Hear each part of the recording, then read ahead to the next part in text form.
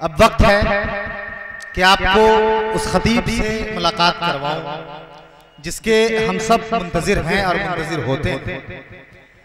اس وقت سرزمین اگر صرف بہار کی بات کروں تو سیمانچل کے علاقے میں ہمارے اس بستی کی نمائندگی کرنے والا وہ خطیب، اور اس سے اگر آگے بڑھیں تو نیپال کی سرحد میں جا کر کے سچائی کا، امانت داری کا، حق گوئی کا علم اٹھانے والا اور دنیا کو اس کے آئینی، ازدواجی، معاشرتی مسائل کے حل کا ایک آسان سا نسخہ دینے والا وہ خطیب جو بنگلور کی سرزمین میں رہتا ہے، فکر ہماری کرتا ہے، فکر قوم کی کرتا ہے، جس کے سینوں میں ہمارے لیے ہماری اصلاح کا ایک ایسا فکر بستا ہے یا دھڑکتا ہے کہ جب وہ ہمارے درمیان تشریف لاتا ہے تو کچھ کہہ کر کے، کچھ سنا کر کے، کبھی ڈانٹ کر، کبھی سمجھا کر ہماری اصلاح کی کوشش کرتا ہے۔ انقلابی لب و لہجے کا وہ باکمال شاعر جس نے اس وقت حنیف ہندوستان کا ایک نیا لقب حاصل کیا ہے۔ انداز وہی، القاب الگ، الفاظ الگ، لیکن ان سب کے باوجود ایک آسان لفظوں میں، آسان واقعے کے ساتھ ہماری خصوصی زندگی کے ان تمام مسائل کو اپنی تقریر کا حصہ بنا کر کے ہماری اصلاح کی کوشش کرنے والا وہ عظیم اور باکمال مقرر جو اس وقت ہمیں فخر ہے، اور میں فخر کے ساتھ یہ بات کئی جگہ کہتا ہوں کہ مجھے یہ فخر حاصل ہے، اور فخر کے ساتھ میں یہ کہہ دیتا ہوں کہ جس خطیب کی آپ بات کرتے ہو، جس خطیب کی بات دنیا کرتی ہے، جس خطیب کو دنیا سننا پسند کرتی ہے، جس کے انتظار میں لوگ پلکیں بچھاتے ہیں، جس کے انتظار کے لیے لوگ مہینوں سے انتظار کرتے ہیں، ہمیں فخر ہے کہ وہ ہماری بستی سے تعلق رکھتا ہے، بغیر کسی محنت کے، بغیر کسی جستجو کے، بنا کسی رکاوٹ کے وہ ہمارے درمیان آتا ہے اور ہمیں اپنی ایک خصوصی انداز میں ہماری اصلاح کر کے چلا جاتا ہے۔ دوستو، کیا کہا ہے کہ نشہ برسات کا چاہو تو ان آنکھوں میں آ کر بیٹھو، سیاہی ہے، شفق ہے، سفیدی ہے، ابر بارہ ہے۔ میں اس وقت گزارش کر رہا ہوں اپنے علاقے کی اس معتبر اور باکمال شخصیت سے، حضرت مولانا جمیل احمد قاسمی مدظ اللہ العالی، خطیب مسجد سبحانیہ بنگلور سے، کہ وہ ہم تک تشریف لائیں اور اپنے مواعظ حسنہ سے ہم تمام سامعین کو محظوظ فرمائیں۔ حضرت مولانا جمیل احمد قاسمی۔ الحمدللہ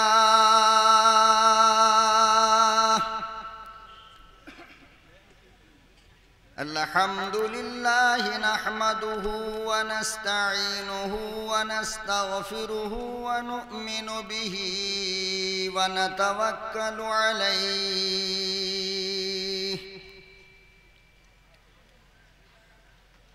ونعوذ باللہ من شرور انفسنا ومن سیئات اعمالنا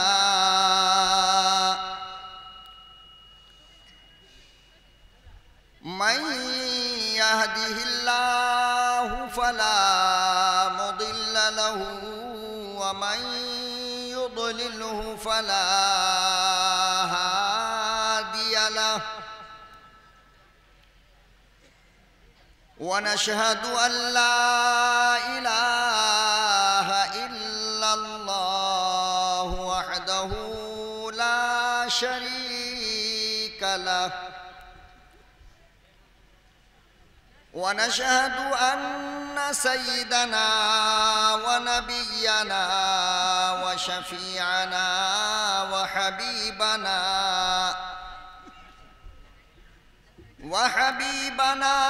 وطبيبنا ومولانا محمدا عبده ورسوله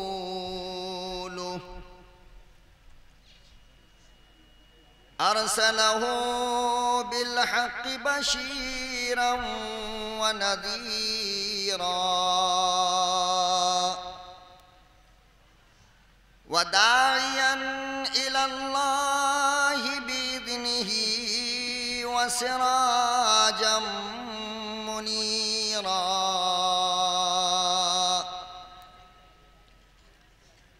أما بعد فأعوذ بالله السميع العليم من الشيطان الرجيم. بسم الله الرحمن الرحيم.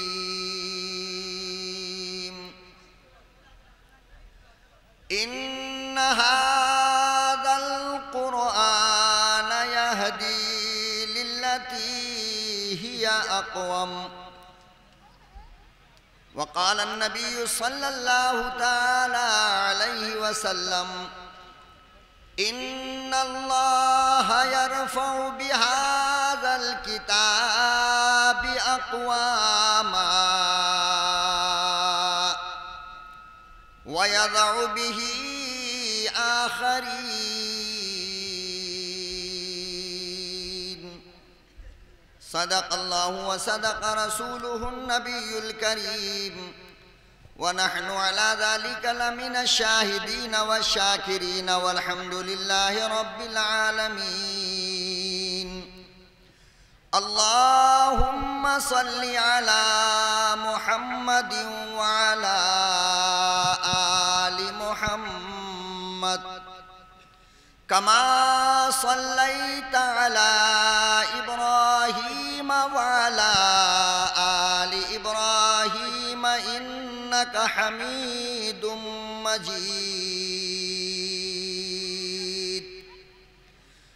اللهم بارك على محمد وعلى آل محمد كما باركت على إبراهيم وعلى آل إبراهيم إنك حميد مجيد.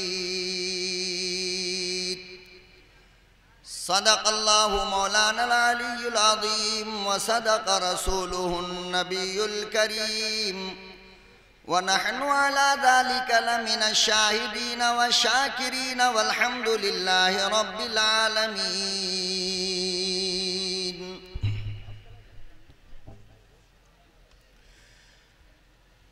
مسلمانوں نہ گھبراؤ، ابھی اسلام زندہ ہے.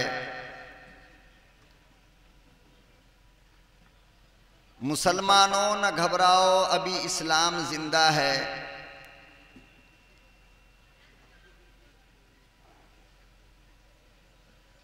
نہایت ہی قابل قدر بزرگوں اور دوستوں،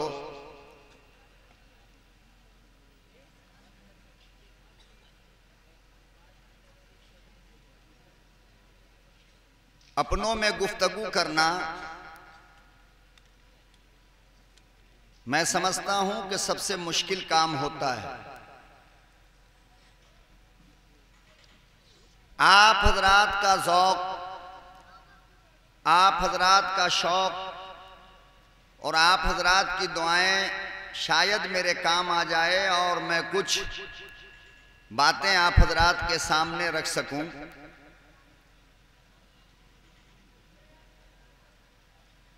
ہم میں کا ہر کوئی جانتا ہے کہ آج کے جلسے کا عنوان ہے عظمت قرآن. قرآن کریم کی عظمت کا بیان، قرآن کریم کی رفعت اور اس کی شان کا بیان، قرآن کریم کے تقدس اور اس کی بڑائی کا تذکرہ آج کے جلسے کا موضوع ہے.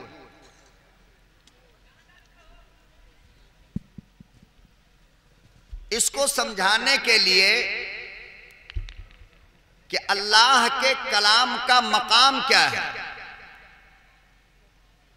اللہ کے کلام کی عظمت کیا ہے، اللہ کے کلام کی شان کیا ہے، صرف اور صرف ایک مثال دوں گا، انشاءاللہ آپ سمجھ جائیں گے اس کا مقام، اس کا مرتبہ، اس کی عظمت، اس کی رفعت، اس کی سربلندی. لیکن اس کے لیے آپ کو میرے ساتھ جاگنا پڑے گا اور میرے ساتھ ساتھ بولنا پڑے گا. بولنے کے لیے تیار ہیں نا آپ؟ اللہ نے کتنی کتابیں نازل فرمائی آپ کو پتا ہے؟ 4. کتنی؟ توریت حضرت موسیٰ علیہ السلام پر، انجیل حضرت عیسیٰ علیہ السلام پر، زبور حضرت داؤد علیہ السلام پر، قرآن ہمارے اور آپ کے اور کائنات کے پیغمبر فاطمۃ الزہرا کے ابا جناب رسول اکرم صلی اللہ علیہ وسلم پر. کتنی ہوئی کل؟ ایسے تو نہیں سنا پاؤں گا میں. 4 ہوئی. توریت، انجیل، زبور، قرآن. لیکن ان میں سے 3 کتابوں کا تذکرہ، یعنی کہ اس کا ذکر، اس کی خبر، اس کا تعارف تب ہوا جب وہ آ گئی. سمجھ رہے ہیں بات؟ توریت، انجیل، زبور، ان تینوں کتابوں کا تذکرہ تب ہوا جب یہ آ گئی. توریت کے آنے سے پہلے کوئی توریت کو جانتا نہیں تھا. انجیل کے آنے سے پہلے کوئی انجیل کو جانتا نہیں تھا. زبور کے آنے سے پہلے کوئی زبور کو جانتا نہیں تھا. ان تینوں کتاب کو لوگوں نے جانا آنے کے بعد. یہ صرف قرآن ہے جو آیا کئی ہزار سال کے بعد، لیکن جانا گیا پہلے. کب؟ کتنا دن پہلے؟ اللہ کے نبی صلی اللہ علیہ وسلم نے فرمایا آسمان بننے سے پہلے، زمین بننے سے پہلے، چاند سورج بننے سے پہلے، کائنات کے بننے سے پہلے، جب کچھ نہیں تھا صرف اللہ تھا، تو فرمایا کہ اس اللہ نے قرآن کے سورہ یاسین کی تلاوت کیا تھا.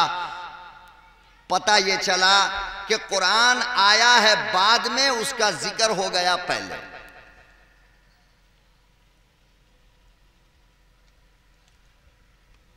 اور پہلے ذکر کس کا ہوتا ہے آپ جانتے ہیں؟ پہلے ذکر کس کا ہوتا ہے؟ جس کی شان بڑی ہو، جس کی عظمت بڑی ہو، جس کا مقام بڑا ہو، جس کا رتبہ بڑا ہو. جیسے کہ حضرت آدم علیہ السلام سے لے کر حضرت عیسیٰ تک تقریباً 1,24,000 حضرات انبیاء آئے. آنے والے کے سب سے اخیر میں کون آیا؟ جناب رسول اکرم صلی اللہ علیہ وسلم. لیکن تذکرہ سب سے پہلے اللہ نے کیا. یہ کیا بتا رہا ہے؟ کہ میرے آقا کا جو مقام ہے وہ کسی اور نبی کا نہیں ہے. اللہ کا قرآن آیا بعد میں، اور ذکر سب سے پہلے یہ بتانے کے لیے کہ جو اللہ کے قرآن کا مقام ہے وہ توریت، انجیل، زبور کا نہیں. یہ قرآن کی عظمت ہے اور یہ قرآن کی شان ہے اور یہ قرآن کا مقام ہے. لیکن افسوس کی بات اے مسلمانوں، اتنا پاکیزہ کلام، اتنا مقدس کلام جس امت کو ملا، آج وہ امت اس کی حفاظت نہیں کرتی ہے، اس کی عظمت کو نہیں پہچانتی.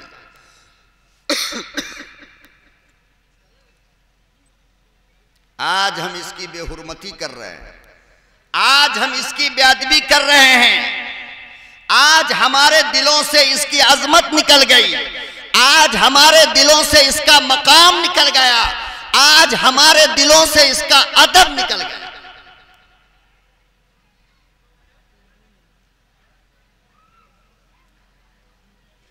کتنے گھر ہیں آپ بتائیے کہ جن گھروں کے اندر اس قرآن کی تلاوت ہو رہی ہے، کتنے لوگ ہیں جو اس قرآن کی تلاوت کر رہے ہیں؟ اے مسلمانوں، تعجب میں پڑ جاؤ گے۔ خلیفہ ہارون رشید جو بادشاہ وقت ہے اور اس کی بیوی جو ملکہ زبیدہ ہے،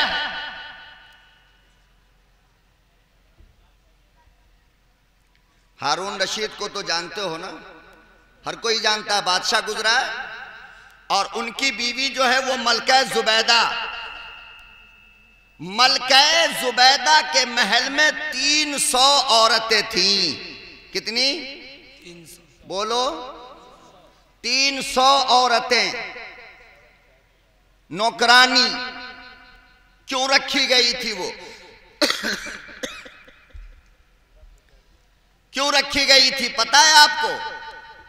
کام کرنے کے لیے نہیں، جھاڑو لگانے کے لیے نہیں، کھانا بنانے کے لیے نہیں، پھر کیوں رکھی گئی تھی؟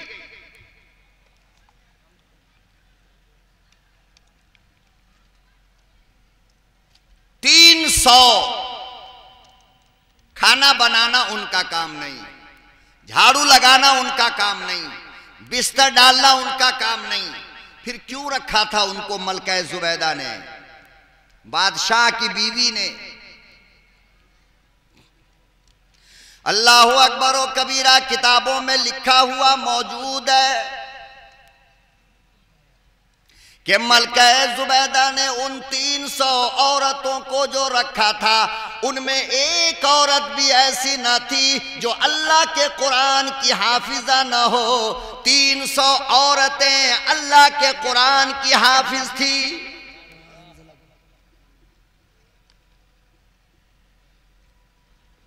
کام کرنا ان کے ذمہ نہ تھا، جھاڑو لگانا ان کے ذمہ نہ تھا، کھانا بنانا ان کے ذمہ نہ تھا، کپڑا دھونا ان کے ذمہ نہ تھا۔ علماء نے لکھا ہے ان 300 کی ذمہ داری یہ تھی وہ صبح سے لے کر شام تک بادشاہ کے محل میں صرف اللہ کا قرآن پڑھے۔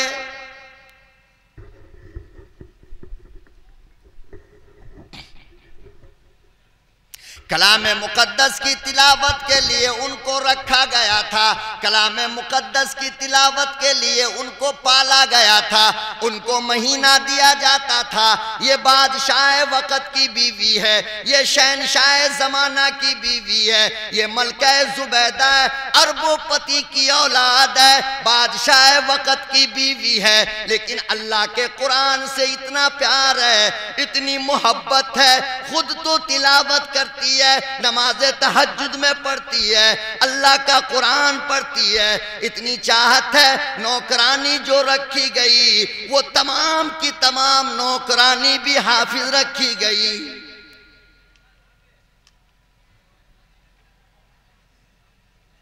کیا ماحول ہم نے بنا رکھا ہے اپنے گھروں کا؟ آپ کو اندازہ بھی ہے اس بات کا؟ زندگی ختم ہونے کو آ گئی۔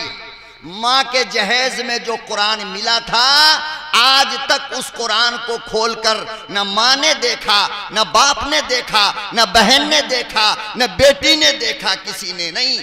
جہیز کا سامان تو ہر کوئی کھول کر دیکھتا ہے، اللہ کے قرآن کو کھول کر کس نے دیکھا؟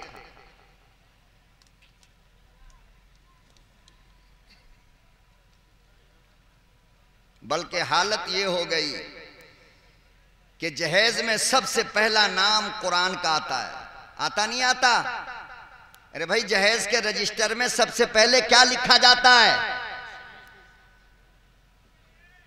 اور اس کے بعد جب بارات واپس آتی ہے نا، تو سب سے پہلے گاڑی سے اتار کر کیا دیا جاتا ہے گھر میں؟ قرآن۔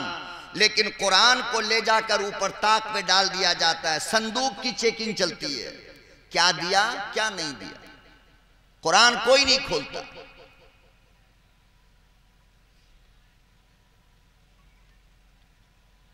اللہ اکبر و کریمہ، قرآن کریم وہ کتاب مقدس ہے جس کے بارے میں امام الانبیاء محبوب کبریا حضرت محمد مصطفیٰ صلی اللہ علیہ وسلم نے ارشاد فرمایا، لوگو قرآن کریم وہ کتاب ہے جس کی تلاوت خود اللہ کرتا ہے۔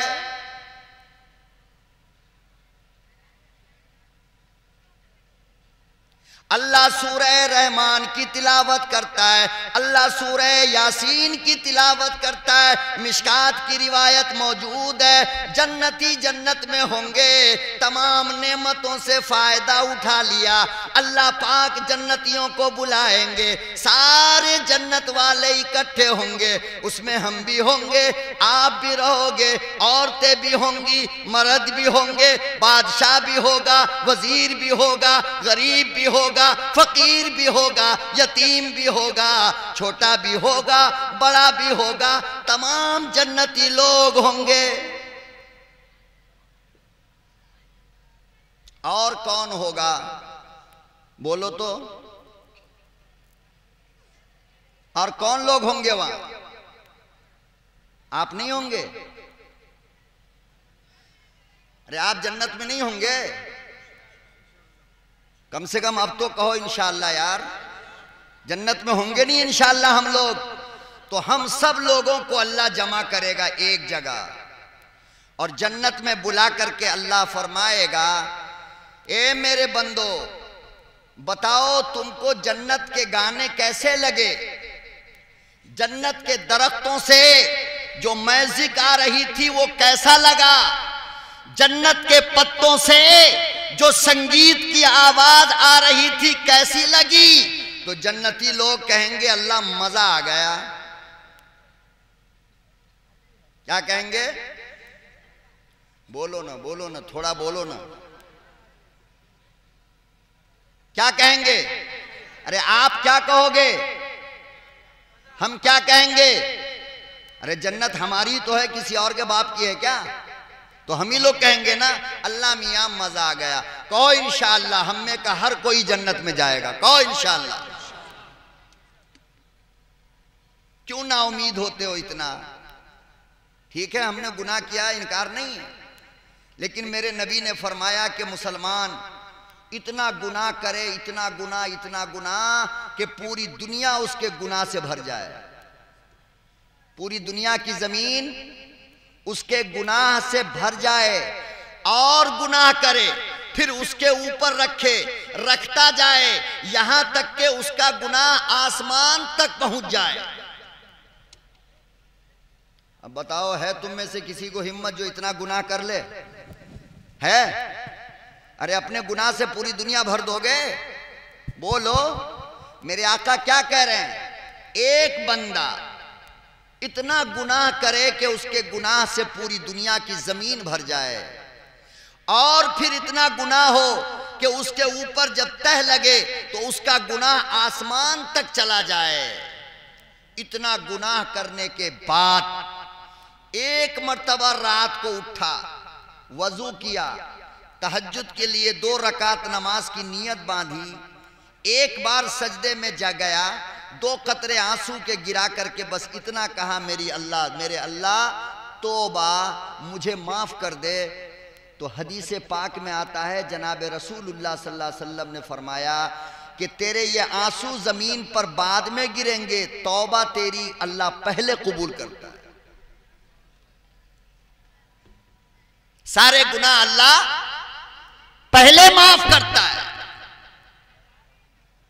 تو اللہ پاک ہم سے آپ سے پوچھے گا کہ میری جنت کی سنگیت، میرے جنت کے گانے، میرے جنت کا دھن کیسا لگا تم کو؟ تو ہم اور آپ کہیں گے اللہ پاک مزہ آ گیا۔ تو اللہ کہیں گے کہ اس سے اچھی بھی آواز سننا چاہتے ہو؟ تو انسان تو لالچی ہوتا ہے، نہیں ہوتا؟ ہاں اللہ میاں سنائیے اس سے اچھی آواز۔ پروردگار عالم حضرت داؤد علیہ السلام کو بلائے گا، فرمائے گا داؤد یہ میرے محبوب کی پیاری امت ہے، یہ آمنہ کے یتیم کی امت ہے، یہ قرآن کو مانا کرتی تھی، ذرا اس کے سامنے اپنے پیاری آواز میں رب کا قرآن سناؤ۔ حضرت داؤد قرآن کی تلاوت کریں گے، حدیث پاک میں آتا ہے تمام جنتی حضرت داؤد کی آواز سن کر بے ہوش ہو جائیں گے۔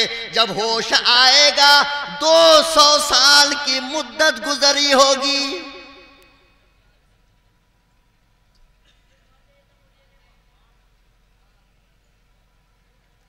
اتنی پیاری آواز ہے، اور یہ بات سمجھ میں بھی آتی ہے جب یہ معمولی نعت خواں کھڑا ہو کر کے 2-4 نعت پڑھتا ہے تو آپ سبحان اللہ بھول کر کے واہ واہ کرتے ہو، تو وہاں کیا کہو گے؟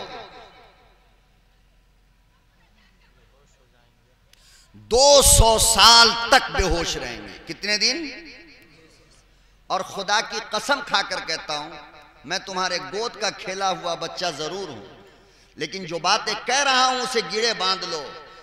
آج بھی اگر تم قرآن کو دھیان سے سنو گے، دل سے سنو گے، تو آج بھی بے ہوش ہو جاؤ گے۔ آج بھی سنو تو صحیح، پیار سے کم اتنا پیار سے سنو جتنے پیار سے واک مین لگا کر کسی اسٹار کا گانا سنتے ہو، اتنا دھیان سے سن لو، اللہ کی قسم قرآن کا ایک ایک حرف جگر میں اتر جائے گا۔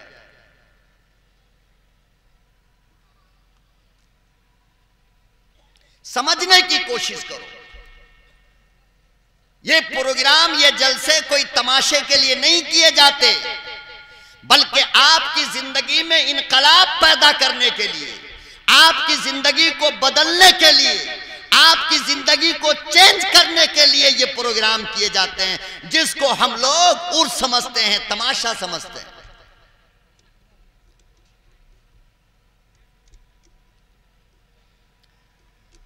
حضرت ابو العالیہ ایک بہت بڑے اللہ والے گزرے، بہت بڑے اللہ والے گزرے۔ ان کے بارے میں لکھا ہے کہ ایک مرتبہ دشمنوں سے مقابلہ تھا، لڑائی کے لیے نکلے، راستے میں اچانک پاؤں میں درد ہونے لگا۔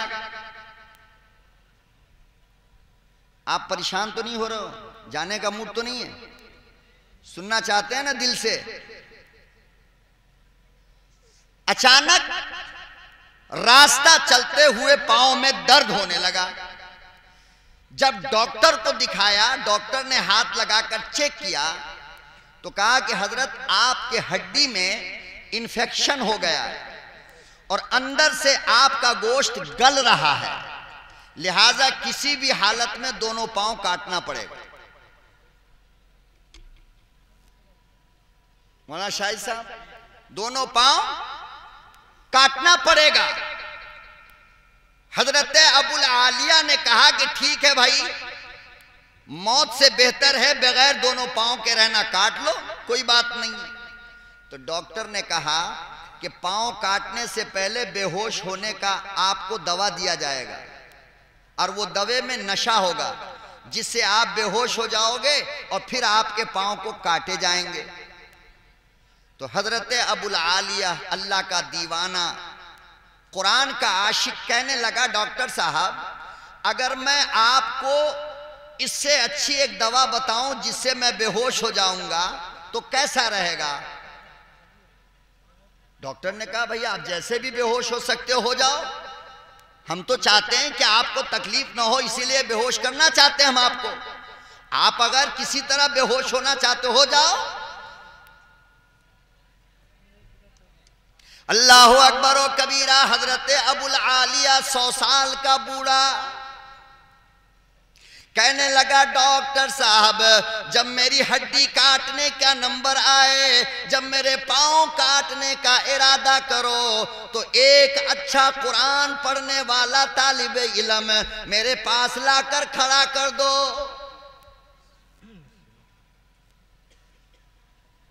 کہنے لگا ڈاکٹر صاحب اس کو میرے سرانے میں لا کر کھڑا کر دو اور اس کو کہو وہ میرے اللہ کا قرآن پڑھے، وہ میرے اللہ کے قرآن کی تلاوت کرے۔ اور ڈاکٹر صاحب جب وہ تلاوت کرنے لگے میری آنکھیں آسمان کی طرف اٹھ جائے، میری آنکھیں لال ہو جائے۔ پھر تیری مرضی، تو جیسے چاہے میرے پاؤں کاٹ لے، مجھے پتہ بھی نہ چلے گا۔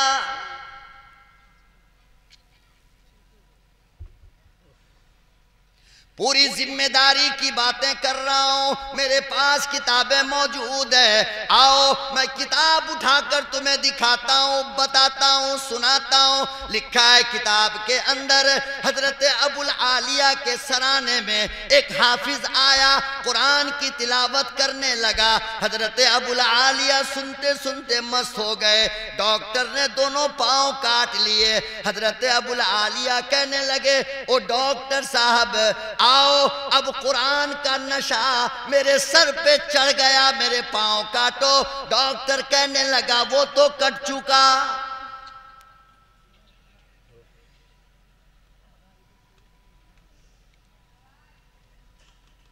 میرے محترم، میری بیٹیوں، میری ماں، میری بہنوں، میرے یاروں، میں تمہیں کیسے سمجھاؤں اللہ کے قرآن میں کیسا نشہ ہے، اللہ کے قرآن میں کتنا مزہ ہے۔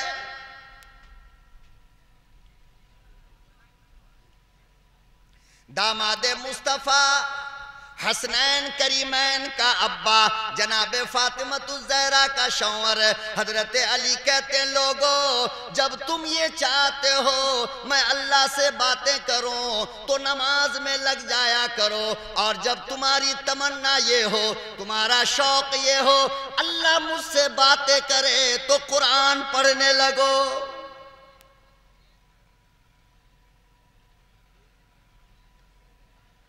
قرآن کی تلاوت کرنے والا اللہ سے باتیں کیا کرتا ہے۔ آج تم روزی روٹی کی شکایت کرتے ہو، آج بیماری کی شکایت کرتے ہو، آج شیطان بھوت کی باتیں کرتے ہو، ذرا یہ تو بتاؤ تمہاری کتنی صبح اللہ کے قرآن سے ہوئی؟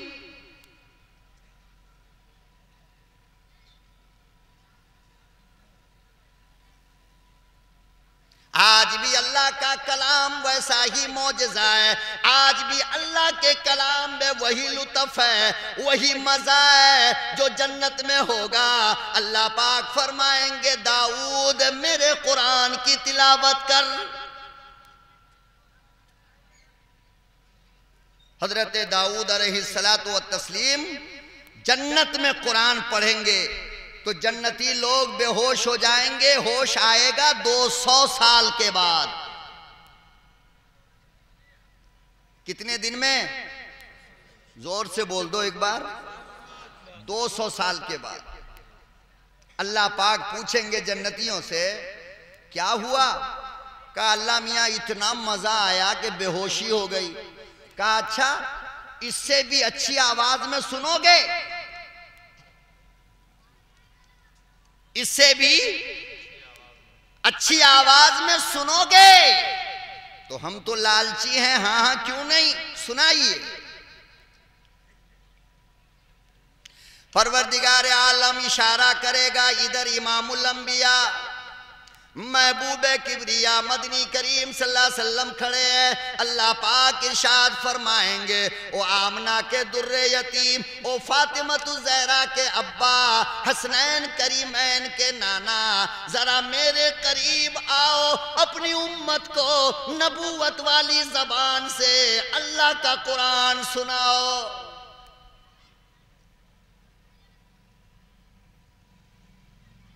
پھر لوگوں اندازہ لگاؤ جنت کا مقام ہو، اللہ کا قرآن ہو اور محسن انسانیت کی زبان ہو، کتنا مزہ آئے گا۔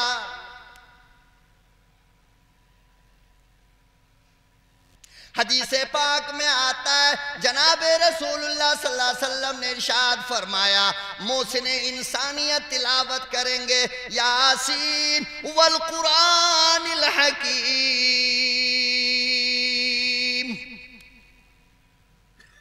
إنا وَإِنَّكَ لَمِنَ الْمُرْسَلِينَ۔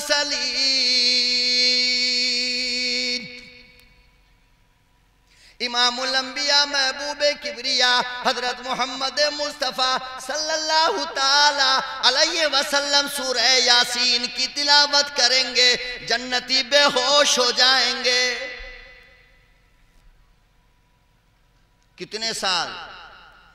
500 سال تک بے ہوش رہے گا۔ کتنے سال؟ جی، اور 500 سال کے بعد جب ہوش آئے گا تو اللہ پاک پوچھیں گے کیا بات ہے؟ کہا کہ اپنے آقا کی زبان سے قرآن سن کر اتنا مزہ آیا، اتنا۔ اور میرے بھائی، قرآن کو اگر غور سے سنو گے نا، غور سے دیکھو گے نا، پڑھنا نہیں آتا، پڑھنا یہ مت بہانہ بناؤ مولانا ہمیں تو قرآن پڑھنا نہیں آتا، میں کیا کروں؟ میرے آقا فرماتے ہیں پڑھنے کے لیے تجھے کہا کس نے؟ ارے قرآن تو وہ کتاب ہے جس کو محبت سے دیکھے گا تو ثواب ملے گا۔ قرآن وہ کتاب ہے، وہ بابرکت پاورفل کتاب ہے جس کے بارے میں آقا دو جہاں صلی اللہ علیہ وسلم نے فرمایا ارے پڑھنا تو دور کی بات ہے پگلے، صرف اس کو اٹھا کر کے اپنے سینے سے لگا لے محبت سے، تیری بخشش کے لیے یہی کافی ہے۔ اس کو چھونا ثواب، اس کو دیکھنا ثواب، اس کو پڑھنا ثواب، اس کو پڑھانا ثواب۔ ہم اور آپ کیا سمجھتے ہیں کہ اللہ کا قرآن صرف مردوں کے لیے آیا ہے، باپ مر جائے قرآن خانی میں قرآن بس، جنات پکڑ لے تو تعویذ میں قرآن بس۔ قرآن مردوں کے لیے آیا ہے؟ ارے قرآن زندوں کے لیے آیا یا مردوں کے لیے؟ اور یہ جو شب برات شروع ہوا 15 شعبان تک، ہر گھر میں قرآن خوانی، ہر گھر میں قرآن خوانی۔ مجھے پتہ نہیں ہے مولی شاہد صاحب کہ ہماری قوم کو یہ روایت کہاں مل گئی کہ 11.5 مہینہ آرام کرو، 15 دن قرآن خوانی کرواؤ بس۔ اور وہ بھی قرآن خوانی، عظمت کتنی اللہ کے کلام کی پتہ آپ کو؟ کتنی محبت ہے اللہ کے کلام سے پتہ ہے آپ کو؟ ایک ختم قرآن پڑھائے گا بمشکل 200 روپیہ خرچ کرے گا، لوکل پاپا لال چائے، ہو گئی قرآن خوانی۔ اتنی محبت قرآن سے۔ تیری بیٹی کو گھر سے لے کر کے جو گیا، لاکھوں روپے حرام کے لیے، گاڑی اوپر سے گنڈا بدماش چور لچا لفنگا داماد، یہ آتا ہے تو تیرے مرغے کے ران ختم نہیں ہوتے۔ اللہ کا قرآن پڑھنے والے کے لیے سڑا ہوا پپری کا پاپا۔ کچھ تو شرم کرو، کچھ تو غیرت پیدا کرو۔ اللہ کی قسم، کلام مقدس کے قرآن خوانی کے بعد میرا دعویٰ یہ ہے کہ اگر تم نے قرآن پڑھنے والے کو ایک ترازو پہ رکھا اور دوسرے ترازو پہ پیسہ رکھ کر کے اسے تول دیا، تم پھر بھی قرآن کی عظمت کا حق ادا نہیں کر سکتے۔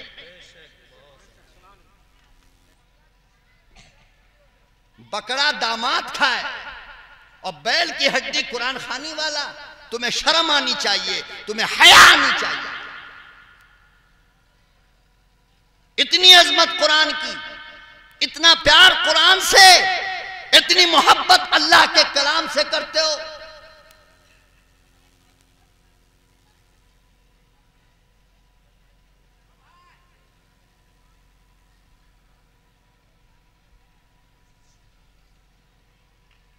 صرف میت کے لیے، مردوں کے لیے اللہ کے قرآن کو تم نے سمجھ رکھا ہے، زندوں کے لیے اللہ کا قرآن نہیں آیا ہے۔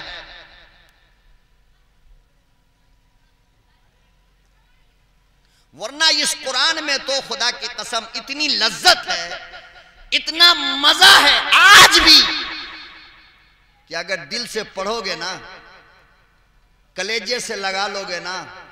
جن لوگوں کو راتوں کو نیند نہیں آتی ہو، گولی مت کھانا، میں ایک چھوٹی سی دوا بتا دیتا ہوں، استعمال کر لو، اگر یہ دوا 101% کام نہیں آیا تو بتاؤ، رات کو نیند نہیں آتی ہے، جا کر کے وضو بنا لو، اللہ کے قرآن کو سینے پہ رکھ کر کے بس اتنا سوچو یہ میرے پیدا کرنے والے کا کلام ہے، دیکھو کیسی نیند آتی ہے۔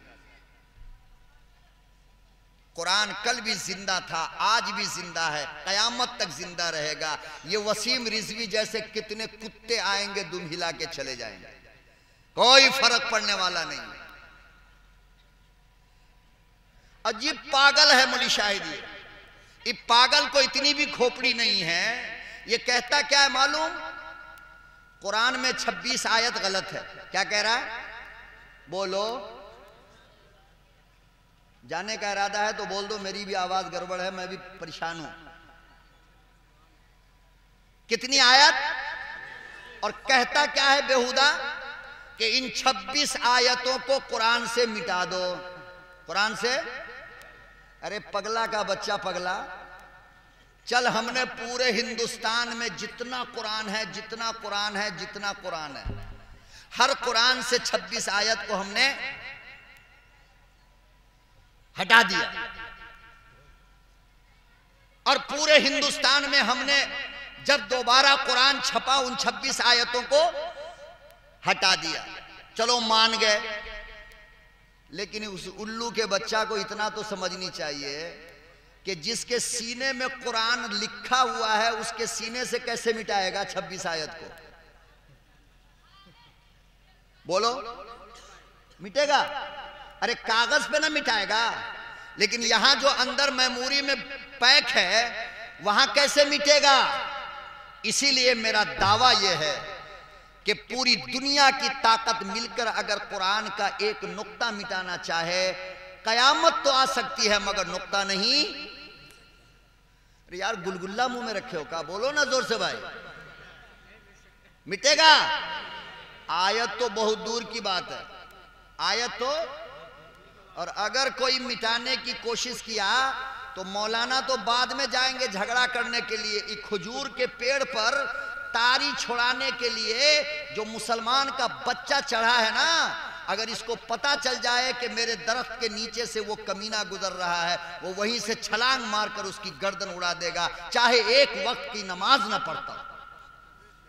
یہ میرا دعویٰ ہے، میرا ایمان ہے، میرا یقین ہے کہ شرابی شراب کے نشے میں بھی اللہ کے قرآن کی بے عزتی برداشت نہیں کر سکتا ہے۔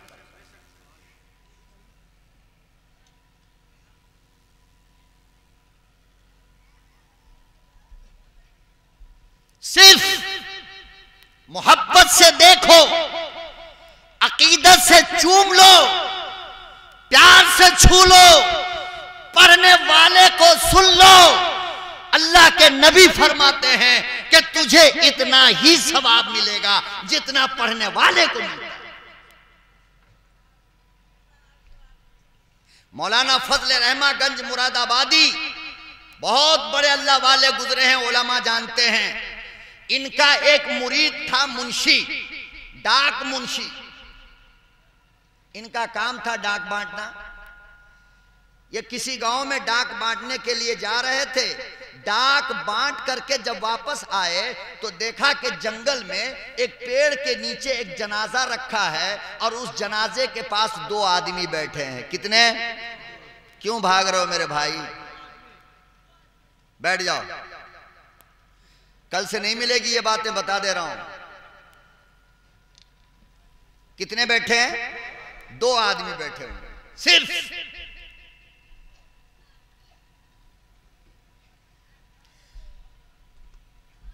وہ میاں جی آئے اور اپنی سائیکل کو روکا، اب پوچھا کہ بھائی صاحب آپ یہ میت کو لے کر یہاں کیوں بیٹھے ہو، کب سے بیٹھے ہو؟ کہا کہ صبح میت آئی ہے اور اب تک بیٹھا ہوں اس انتظار میں کہ کوئی بھائی آئے جنازہ پڑھا دے تو ہم دفن کریں، ہم لوگوں کو جنازہ پڑھانے نہیں آتا۔ وہ پیر صاحب کے مرید جو منشی جی تھے انہوں نے جنازہ پڑھا دیا اور کہا کہ چلو دفن بھی کر دیتے ہیں، بھائی ثواب کا ہی تو کام ہے، اور کیا ثواب کا کام ہے۔ گئے دفن کر دیا، دفن کرنے کے بعد آفس چلے گئے۔ آفس جب گئے تو انٹری کرنے کے لیے آئیڈینٹی کارڈ مانگا گیا، جیسے گھسنے کے لیے مانگتے ہیں نا، تو گیٹ پر جو پولیس تھی اس نے کہا کہ منشی جی آئیڈینٹی کارڈ دکھاؤ، جیب میں جو ہاتھ ڈالا تو کارڈ ہے ہی نہیں۔ منشی جی پریشان کہ یا اللہ یہ گیا تو کہاں گیا؟ ان کو یاد آیا کہ اوہو ہم نے جو مٹی ڈالی ہے نا جھک کر کے، تو شاید قبر میں ہمارا کارڈ گر گیا ہے۔ واپس آئے، آنے کے بعد قبر کے پاس گئے تو قبر تو مکمل تیار ہو چکی تھی، وہ دونوں صاحب جا رہے تھے۔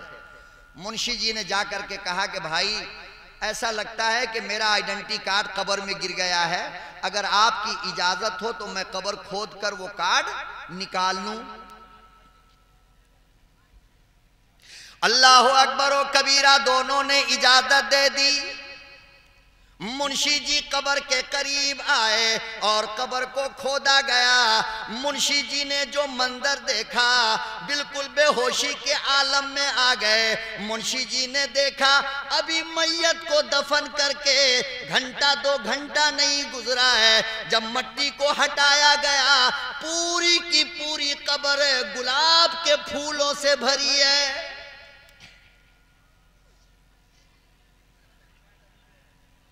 اور ان پھولوں کے اوپر منشی جی کا کارڈ رکھا ہوا ہے۔ منشی جی نے کارڈ کو جیب میں لیا اور ان کے گھر کا پتہ معلوم کر لیا۔ جب مکان پر گئے ان کی بچی رو رہی تھی۔ منشی جی نے کہا او میری بیٹی آنسو روک لے، ذرا مجھے یہ تو بتا تیرا ابا کیا عمل کرتا تھا؟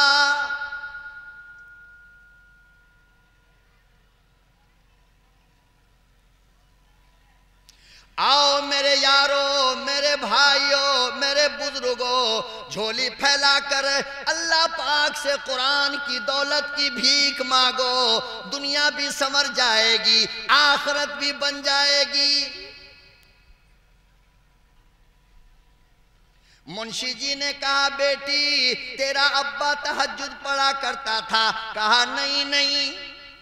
تیرا ابا حاجی تھا؟ کہا نہیں۔ کون سا عمل کرتا تھا؟ کہنے لگی عمل کوئی نہ تھا۔ کہنے لگے بیٹی کوئی عمل ضرور تھا۔ بیٹی نے اگلا جملہ جو کہا مولانا خدا کی قسم جگر پھٹ جاتا ہے، کلیجہ منہ کو آتا ہے۔ بیٹی کہنے لگی مولانا ابا کا کوئی عمل نہیں تھا، بس ہر دن 1 گھنٹہ یہ کام کیا کرتے تھے۔ قرآن ان کو پڑھنا نہیں آتا تھا، مگر قرآن کھول کر ہر لائن پہ انگلی گھماتے تھے اور زبان سے کہتے تھے اللہ تو نے سچ کہا۔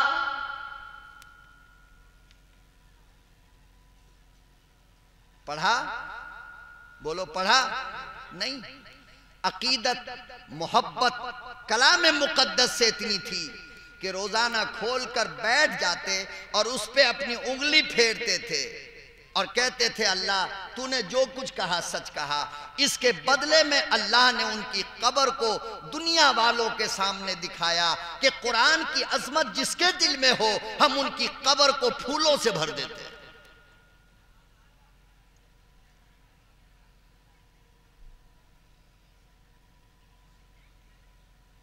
حالات اور اس وقت کا موقع مجھے اجازت نہیں دے رہا ہے، ورنہ میں فجر تک تم کو بیٹھاتا اور بتاتا کہ میرے رب کے کلام کا مقام کیا ہے، اس کی عظمت کیا ہے، اس کی شان کیا ہے۔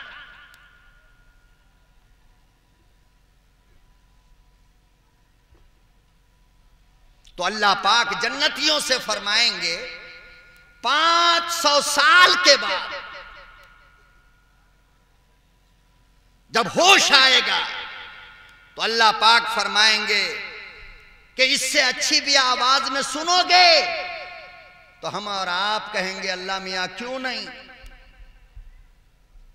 پروردگار عالم تمام جنتیوں کو بیٹھنے کا حکم دیں گے، فرمائیں گے آرام سے بیٹھو۔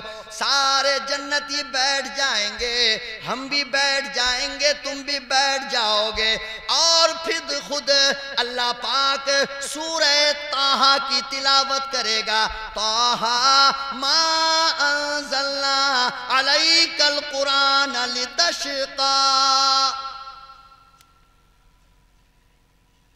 پھر اے لوگو اندازہ لگاؤ کتنا مزہ آئے گا. جنت کا مقام ہو, رب کا قرآن ہو, خود اس کی تلاوت رب کر رہا ہو.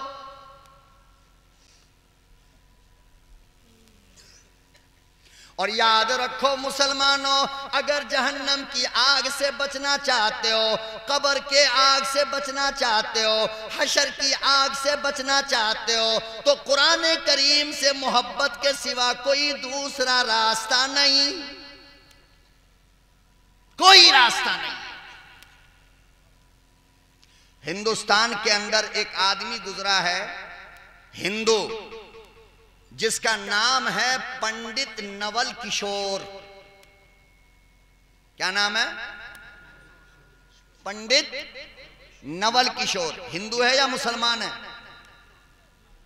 بولو, ہندو ہے نا. پنڈت نول کشور. ان کا جب انتقال ہوا نا, اور دلی کے اندر شمشان گھاٹ میں ان کو رکھا گیا, مولانا شاہد صاحب, تو بہت بڑا آدمی تھا یہ پنڈت نول کشور, بہت بڑے آدمی تھے نا یہ. تو پورے دلی کے علاقوں سے لوگ کنٹر میں گھی بھر بھر کر کے لائے تھے کہ پنڈت جی کے چتا پہ ڈالیں گے, آگ لگے گی. دنیا جہان کا گھی ڈال دیا پنڈت جی کے چتا پر, لکڑیاں ڈال دی گئی, آگ لگائی جا رہی ہے, آگ لگتی ہی نہیں ہے. آگ, عجیب بات ہے بھائی. دنیا جہان کے لوگ آئے, سارے کے سارے لوگ پریشان کہ بھائی آگ کیوں نہیں لگ رہی. صبح سے شام ہو گئی, گھی ڈال رہے ہیں, پانی کی طرح گھی بہ گیا, مگر آگ. شام کے وقت دلی کے جامعہ مسجد کے اس وقت کے تقسیم ہند سے پہلے کی بات ہے,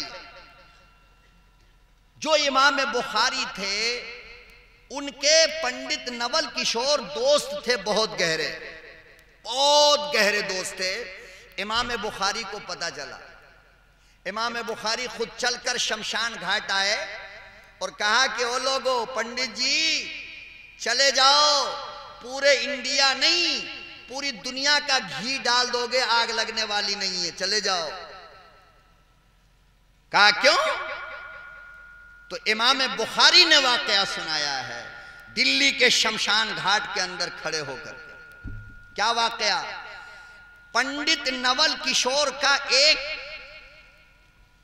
پرنٹنگ مشین تھا جس میں صرف اور صرف قرآن کی چھپائی ہوتی تھی, بس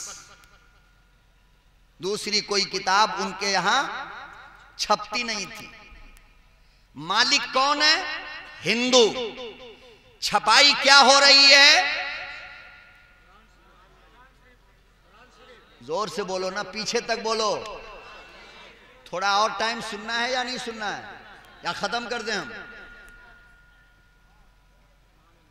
پنڈت نول کشور, اور کام ان کے پرنٹنگ مشین کے اندر ہو رہا ہے قرآن کی چھپائی کا.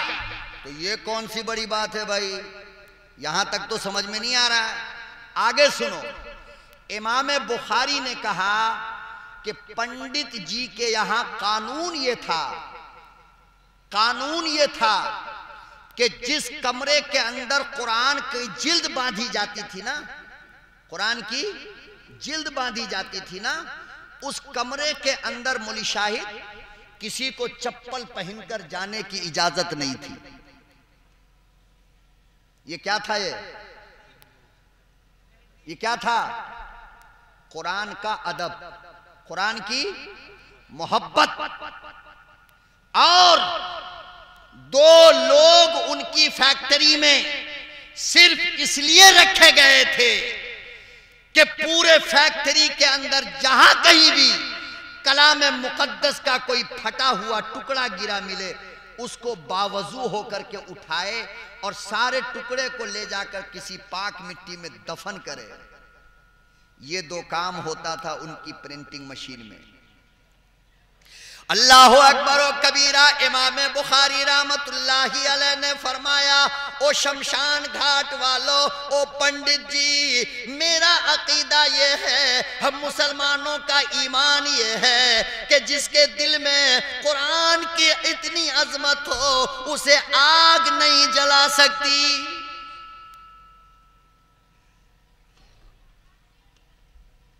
اب جہانگیر ٹولہ والو ذرا اس فقیر کی زبان سے جملہ سنو، اپنے سروں کو دھنو، سوچنے پر مجبور ہو جاؤ. اگر کوئی ہندو قرآن کا ادب کرتا ہے دنیا کی آگ اسے جلاتی نہیں. او لوگو، اگر تم قرآن کی ادب کرو گے کیا تم کو جہنم کی آگ جلائے گی؟ بولو. وہ تو قرآن کو مانتے نہیں تھے، ادب کرتے تھے، دنیا کی آگ اس کو جلا نہ سکی. ہم تو قرآن کو مانتے ہیں، ادب کریں گے، کیا جہنم کی آگ ہم کو نہیں بچائے گی؟ اس لیے میرے محترم بزرگوں اور دوستو، اپنے خالق کے کلام کی عظمت کو پہچانو. وقت چونکہ کافی زیادہ ہو چکا ہے اور ہمارے مہمان بھی ہیں، صدر محترم کے ہاتھوں دعا بھی ہونا ہے اور ایک نعت خواں بھی ہیں.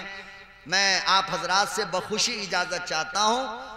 یار زندہ صحبت باقی، اللہ نے اگر رکھا تو انشاءاللہ لمبی ملاقات، لمبی گفتگو آپ حضرات سے کروں گا، ضرور کروں گا. میں اسی مٹی کا، اسی دھرتی کا ایک بچہ ہوں، آپ کا بچہ ہوں.